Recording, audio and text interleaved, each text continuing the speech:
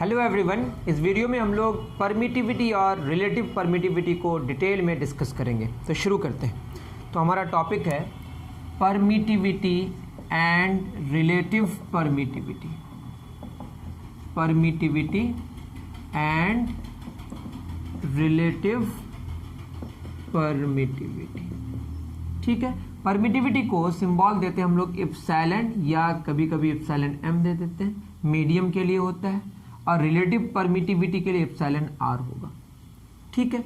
तो होता क्या है, इसको डिस्कस करने की कोशिश करते हैं। देखिए हमारे पास दो चार्जेस हैं, मान लेते हैं एक चार्ज है हमारा Q1 और दूसरा चार्ज है Q2। आपको पता ही होगा, वैक्यूम में रखें किसी में रखें, इन दोनों के बीच में क्या लगेगा, फोर्स लगेगा। या तो हम वैक्यूम में रख सकते हैं या किसी मीडियम में रख सकते हैं। वैक्यूम एक ऐसा मीडियम है जहाँ पे कुछ भी नहीं है। तो फॉर्मूला क्या होता है, F इज इक्वल टू दोनों के बीच का जो इलेक्ट्रोस्टैटिक फोर्स होता है वो होता है K Q1 Q2 over are square, या इसी को हम लोग लिखते हैं 1/4 पाई एप्सिलॉन या एप्सिलॉन एम, दोनों चलता है, Q1 Q2 over are square. जहाँ पे ये क्या है, इलेक्ट्रिकल परमिटिविटी किसी मीडियम में होता क्या है कि अगर हम कोई मीडियम जैसे वैक्यूम की बात करें, अगर हम इन वैक्यूम की बात करें, मतलब वैक्यूम की बात करें, तो यहाँ पे एप्सिलॉन एम के जगह हम एप्सिलॉन नॉट लिखते हैं। क्या लिखते हैं, जब कोई मीडियम आ जाता है, जैसे कोई मीडियम आ गया, वाटर आ गया, ग्लास आ गया, या कोई और मीडियम आ गया, वाटर आ गया या बीच में हमारा ग्लास आ गया, या और भी डिफरेंट कुछ भी अगर मीडियम आ गया, तो होता क्या है कि इसके अंदर कुछ ऐसा सिचुएशन पैदा हो जाता है जिससे इन दोनों के बीच का जो फोर्स है ना, उसको वो और कम कर देता है। दैट इज खुद के फील्ड को इतना परमिट कर देता है, खुद के फील्ड को यहाँ पे परमिशन दे देता है कि वो क्या करे, उसके फोर्स, जिस दोनों के बीच का जो इलेक्ट्रोस्टैटिक फोर्स लग रहा है, उन दोनों के बीच का जो फोर्स है उसको क्या कर दे, डिक्रीज कर दे। क्या कर दे, डिक्रीज कर दे। मतलब ये है कि मीडियम अगर इन दोनों के बीच में आता है तो इन दोनों के बीच का जो फोर्स का जो मैग्नीट्यूड है उसको वो घटाने की कोशिश करता है। क्या करने की कोशिश करता है, घटाने की कोशिश करता है। इसीलिए इसका नाम है परमिटिविटी। ये परमिट करता है खुद के फील्ड को, और वो जो फोर्स है जो लग रहा है Q1 और Q2 के बीच, उसको डिक्रीज कराने की कोशिश करता है। मतलब ये है कि जो मीडियम की जो परमिटिविटी है, ये बढ़ने से एक्चुअली दोनों के बीच का जो इलेक्ट्रोस्टैटिक फोर्स है वो डिक्रीज होता है। तो परमिटिविटी जितनी बढ़ेगी, इलेक्ट्रोस्टैटिक फोर्स उतनी घटेगी। अगर हमारे बीच में वैक्यूम है, क्या है वैक्यूम, तो वैक्यूम का मतलब बिल्कुल कोई भी मीडियम नहीं है, तो कोई भी अपना फील्ड वहाँ पे जनरेट नहीं होगा, जिसकी वजह से फोर्स का वैल्यू क्या होगा, मैक्सिमम। इसीलिए ये इंप्लाई करता है इन वैक्यूम एप्सिलॉन का जो वैल्यू होगा वो क्या होगा, वो मिनिमम होगा।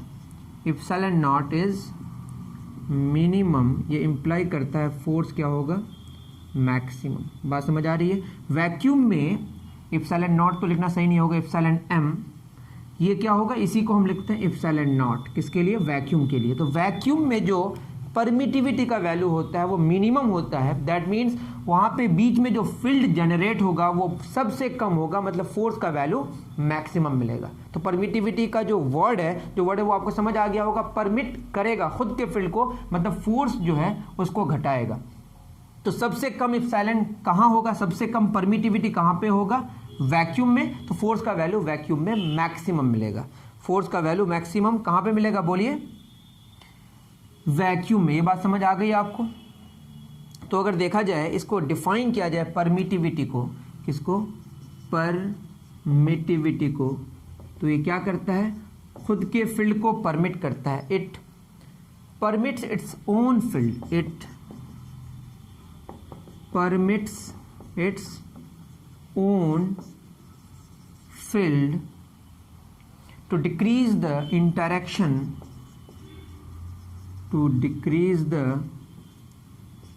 मतलब यहाँ पे फोर्स किस किस के बीच लग रहा है, Q1 और Q2 के बीच, इंटरेक्शन बिटवीन चार्जेस। क्या डेफिनेशन हो गया, it permits its own field to decrease the interaction between charges के बीच जो पहले से फोर्स लग रहा था, उन दोनों के बीच जो इंटरेक्शन था उसको और डिक्रीज करा देता है। कौन, परमिटिविटी। बात समझ आ रही है। तो मिनिमम किसके लिए हुआ, वैक्यूम के लिए, और वैक्यूम को ही हम लगभग में क्या बोलते हैं, फ्री स्पेस।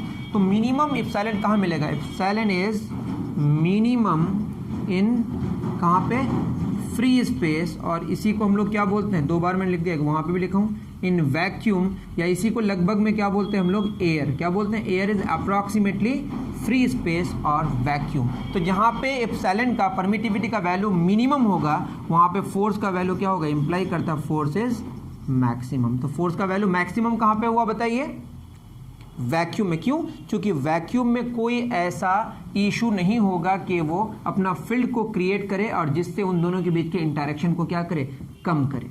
तो वैक्यूम में electrostatic force between the charges, same situation अगर है, डिस्टेंस वगैरह चेंज नहीं कर रहे हैं, तो मैक्सिमम मिलेगा। क्या मिलेगा, तो फोर्स का वैल्यू मैक्सिमम मिलता है। तो किसी भी मीडियम की अगर बात करें, किसी भी मीडियम की अदर देन वैक्यूम, वैक्यूम में क्या लिखते हैं, एप्सिलॉन नॉट। ये हमारा परमिटिविटी इन वैक्यूम, और ये क्या है, परमिटिविटी इन द मीडियम,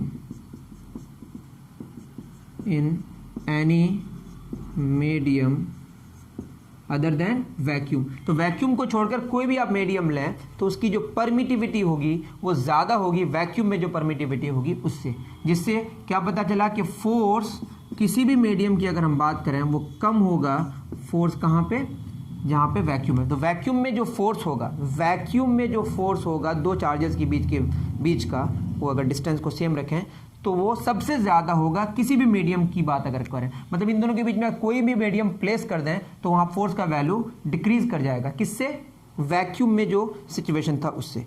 बात समझ आ रही है। तो मैक्सिमम वैल्यू कहाँ मिलेगा फोर्स का, वो मिलेगा वैक्यूम में। ये बात आपको समझ आ गई। जैसे हम बात करें जो एप्सिलॉन नॉट का वैल्यू है वो कितना आता है, 8.854 इंटू 10⁻⁻12 कूलम स्क्वायर पर न्यूटन मीटर स्क्वायर। ये तो मैंने बताया था, इसका यूनिट कैसे निकाला जाता है ये आप पीछे के लेक्चर्स को देख लें, ठीक है। वहीं पे अगर हम बात करें एप्सिलॉन किसकी, अगर हम वाटर की बात करें, बीच में वाटर प्लेस कर दें तो इसकी जो परमिटिविटी है ये डिक्रीज हो जाती है। ये होती है 7.12 10⁻⁻12 कूलम स्क्वायर पर न्यूटन मीटर स्क्वायर, ठीक है। -12 नहीं, -10 हो जाता है, बहुत कम हो जाता है। उसी तरह एप्सिलॉन मैं किसकी बात करूं, अगर ग्लास की, एक तरह का ग्लास है, प्लेक्सी ग्लास बोलते हैं इसको, इसका 3.01 इंटू 10⁻⁻11 कूलम स्क्वायर पर न्यूटन मीटर स्क्वायर। तो इससे क्या पता चला कि जो परमिटिविटी का वैल्यू है वो फ्री स्पेस में सबसे ज़्यादा है, सबसे कम है, सबसे कम है। और वैल्यू क्या होते जाता है, ज़्यादा। वाटर में देखिए 10⁻−10 हो गया, 10⁻−12 से ज़्यादा होता है 10⁻10, 10⁻12 से ज़्यादा होता है 10⁻11। दैट इज परमिटिविटी बढ़ते जा रही है, और परमिटिविटी बढ़ते जाएगी तो फोर्स का वैल्यू उन दोनों चार्जेस के बीच क्या होते जाएगा, घटते जाएगा। बात समझ आ रही है। तो परमिटिविटी क्या करता है, अपने फील्ड को परमिट करता है, और जिससे क्या हो जाता है, दोनों के बीच का फोर्स का वैल्यू डिक्रीज हो जाता है। यहीं से एक टर्म और आएगा, रिलेटिव परमिटिविटी। अब तक हम लोग क्या पढ़े, परमिटिविटी, अब क्या पढ़ेंगे, रिलेटिव परमिटिविटी। बिल्कुल सिंपल है, इसका सिंबल हम लोग क्या लेते हैं, एप्सिलॉन आर। तो epsilon R, this is the ratio of permittivity in the medium and permittivity in free space. तो हम लोग क्या करते हैं, परमिटिविटी मीडियम का क्या है, permittivity, electrical permittivity obviously, permittivity in the medium, और ये क्या है हमारा, परमिटिविटी इन फ्री स्पेस। तो अगर पूछा जाए what is relative permittivity, the ratio of permittivity in the medium and permittivity in the free space is called relative permittivity. Relative permittivity एक रेशियो है किनका, परमिटिविटीज का। तो परमिटिविटी ऊपर भी है, परमिटिविटी नीचे भी है, ये तो रिलेटिव परमिटिविटी है, रेशियो में है। तो ये हो जाएगा हमारा, ऊपर जो यूनिट होगा कूलम स्क्वायर पर न्यूटन पर मीटर स्क्वायर, कूलम स्क्वायर पर न्यूटन पर मीटर स्क्वायर। मतलब ये ऊपर जाएगा तो पर न्यूटन होगा, पर मीटर स्क्वायर, ये दोनों कैंसिल होकर कितना आएगा, 1। दैट इज ये क्या होगा, यूनिट लेस, और डायमेंशन लेस भी होगा। तो रिलेटिव परमिटिविटी का कोई डायमेंशन नहीं होता है। तो हम इसको कैसे लिख सकते हैं बताइए, epsilon m is equal to epsilon r epsilon naught. तो हमारा जो फॉर्मूला हो जाएगा फोर्स का वो हो जाएगा 1/4 एप्सिलॉन m की जगह क्या लिख, एप्सिलॉन m q1 q2/r², या 1/4 एप्सिलॉन नॉट एप्सिलॉन r है ना, Q1 Q2 by R square. तो अगर हम फ्री स्पेस मीडियम लें तो क्या हो जाएगा, एप्सिलॉन आर का वैल्यू को हमको 1 लेना पड़ेगा। क्या लेना पड़ेगा, अगर हम फ्री स्पेस की बात करें, इन फ्री स्पेस एप्सिलॉन एम किसके बराबर होता है, एप्सिलॉन नॉट के बराबर। तो ये क्या इंप्लाई किया कि एप्सिलॉन आर का वैल्यू क्या हो गया, 1। तो फ्री स्पेस में या वैक्यूम में या अप्रॉक्सीमेटली एयर में एप्सिलॉन आर रिलेटिव परमिटिविटी का वैल्यू कितना होता है, 1 होता है। बात समझ आ रही है। अगर यहाँ 2 से गुना करेंगे तो क्या हो जाएगा, 2 हो जाएगा रिलेटिव परमिटिविटी। तो बात ये है कि मान लेते हैं कि मैं वाटर की बात करूं, अगर एप्सिलॉन आर है ना, रिलेटिव परमिटिविटी ऑफ वाटर, किसकी बात करें, वाटर की, तो ये आता है 81। कितना आता है, 81। ये 81 का क्या मतलब है कि यहाँ जो एप्सिलॉन एम है दैट इज मीडियम वाटर में जो मतलब मैं ये कह रहा हूँ कि एप्सिलॉन एम कितना हो जाएगा, किसके लिए, वाटर की अगर बात करें तो वाटर की बात करें रिलेटिव परमिटिविटी कितनी, 81। तो ये हो जाएगा हमारा epsilon R epsilon naught, epsilon R epsilon naught, तो ये हो जाएगा 81 एप्सिलॉन नॉट। तो जितनी परमिटिविटी फ्री स्पेस में है उससे 81 टाइम्स होगी, किसमें, वाटर में। बात समझ आ रही है। दैट मीन्स का फोर्स का जो वैल्यू है वो 81 टाइम्स डिक्रीज हो जाएगा, मतलब 1/81 हो जाएगा। ये बात हम लोग समझेंगे अभी, ठीक है। मैं क्या कह रहा हूं कि वाटर में वाटर की जो रिलेटिव परमिटिविटी है वो कितनी, 81। इसका ये मतलब है कि जो वाटर की जो एब्सोल्यूट परमिटिविटी है, जो परमिटिविटी ओरिजिनल वाली, वो फ्री स्पेस की परमिटिविटी से 81 टाइम्स है। बात समझ आ रही है। इसका मतलब 81 से मल्टीप्लाई करेंगे तो हमको क्या मिलेगा, relative permittivity, I am sorry, permittivity of the water. बात समझ आ रही है। देखिए इसको कैसे समझते हैं। जैसे मैं बात करूं, ये हमारे पास Q1 चार्ज है और दूसरा चार्ज Q2 है, इन दोनों के बीच का डिस्टेंस R है। मैं अगर F0 की बात करूं, मान लेते हैं एक मीडियम है, हमारे मीडियम फ्री स्पेस है, तो ये होगा हमारा 1/4 pi epsilon naught Q1 Q2 by R square. ये कौन सा स्पेस है हमारा, फ्री स्पेस। मैं अगर किसी मीडियम में आ गया तो ये हो जाएगा 1/4 पाई एप्सिलॉन नॉट की जगह क्या होगा, epsilon m Q1 Q2 by R square. ये कोई एक मीडियम है, ठीक है। इसको भी मैं मिटा दे रहा हूं। तो बहुत ही सिंपल है ये। अगर मैं आगे बढ़ूं तो ये हो जाएगा F0 बाई FM। अगर मैं करूं F0 बाई FM तो यहाँ देखिए 1/4 पाई कैंसिल हो जाएगा, Q1 Q2 by R square, Q1 Q2 by R square cancel हो जाएगा, तो ऊपर बचेगा 1/एप्सिलॉन नॉट, नीचे बचेगा 1/एप्सिलॉन m, ठीक है। तो ये चला जाएगा ऊपर एप्सिलॉन m और नीचे आ जाएगा एप्सिलॉन नॉट। देखिए F0 बाई FM किसके बराबर आया, epsilon m by epsilon not. That means ये बराबर किसके होता है, रिलेटिव परमिटिविटी का। बहुत सिंपल।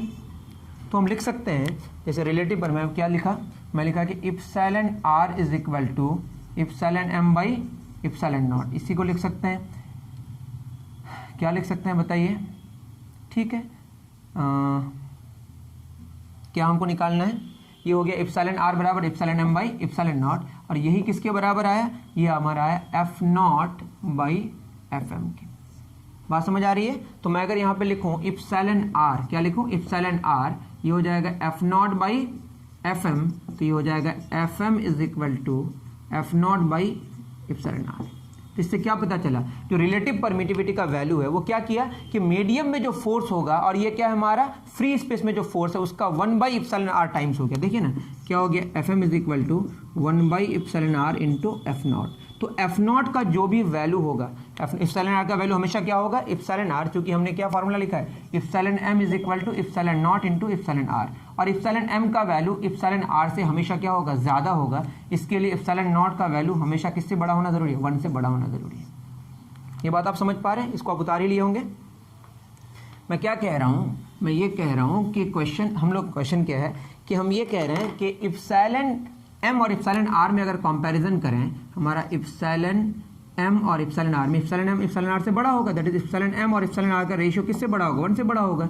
ये क्या बता रहे, एप्सिलॉन m एप्सिलॉन नॉट से, I am sorry, epsilon m मतलब मीडियम में जो परमिटिविटी होगी और फ्री स्पेस में जो परमिटिविटी होगी, मीडियम में परमिटिविटी ज़्यादा होगी और फ्री स्पेस में परमिटिविटी कम होगी, ठीक है। तो एप्सिलॉन m बटे एप्सिलॉन, हम क्या लिखे हैं यहाँ पे, एप्सिलॉन नॉट 1 से बड़ा होगा, और यही हमारा रिलेटिव परमिटिविटी है। दैट इज रिलेटिव परमिटिविटी हमेशा 1 से बड़ा होगा। अगर 1 के बराबर हो जाए तो वो भी फ्री स्पेस की बात करेंगे।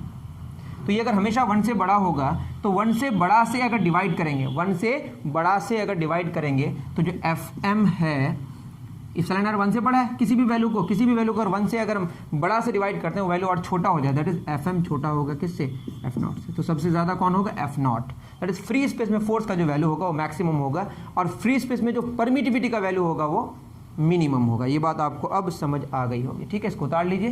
तो ये दो तरह से हम रिलेटिव परमिटिविटी डिफाइन किया, the ratio of permittivity in the medium, है ना, permittivity of medium and permittivity of free space, या ratio of force between the charges in free space and force between the charges in the medium। तो यहाँ पे दोनों reciprocal है, ठीक है।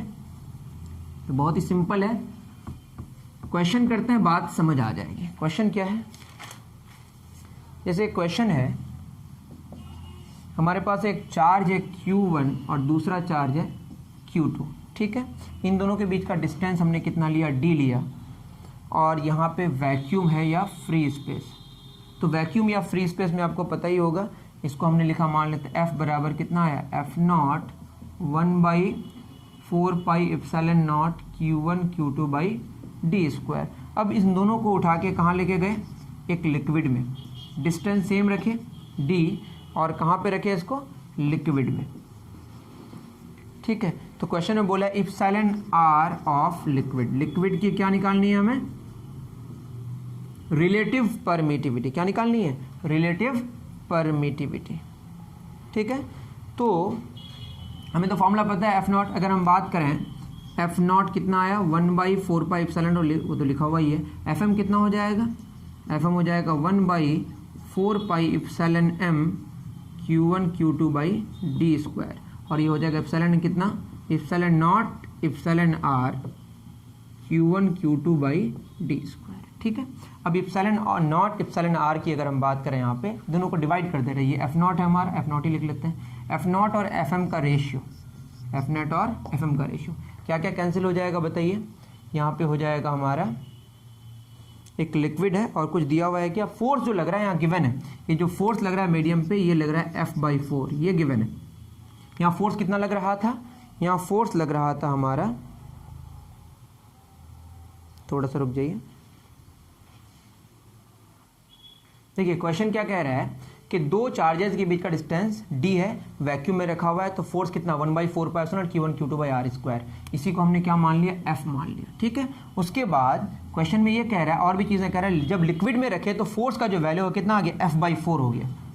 क्या हो गया, मतलब पहले जितना फोर्स लग रहा था उसका 1/4 हो गया, क्या हो गया, उसका 1/4 हो गया। तो क्वेश्चन में बोला है कि रिलेटिव परमिटिविटी निकालनी है, किसकी, उस मीडियम की, ठीक है।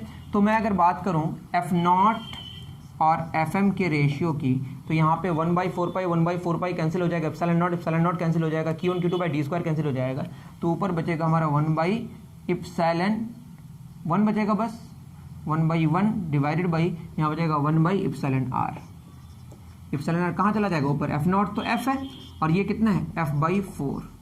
ऐसा क्या हुआ कि यहाँ पे वैक्यूम में जितनी फोर्स लग रही थी, लिक्विड में फोर्स 1/4 हो गया, तो निकालना रिलेटिव परमिटिविटी, एप्सिलॉन ऊपर चला जाएगा, अब ये 4 ऊपर चला जाएगा, एफ कैंसिल, तो 4 बराबर एप्सिलॉन आर, ठीक है। एप्सिलॉन आर 4 का मतलब ये हो गया कि लिक्विड में जो फोर्स लग रहा है, वहाँ जो वैक्यूम में जो फोर्स लग रहा था उसका 1/4 हो गया, उसका क्या हो गया, 1/4। ये बात आपको समझ आ गई, उतार लीजिए।